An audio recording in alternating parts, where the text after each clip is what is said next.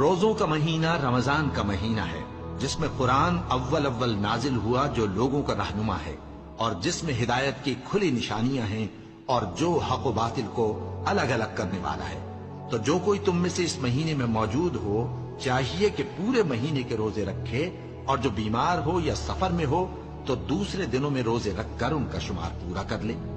اللہ تمہارے حق میں آسانی چاہتا ہے اور سختی نہیں چاہتا، اور یہ آسانی کا حکم اس لیے دیا گیا ہے کہ تم روزوں کا شمار پورا کر لو، اور اس احسان کے بدلے کہ اللہ نے تم کو ہدایت بخشی ہے تم اس کو بزرگی سے یاد کرو اور اس کا شکر کرو۔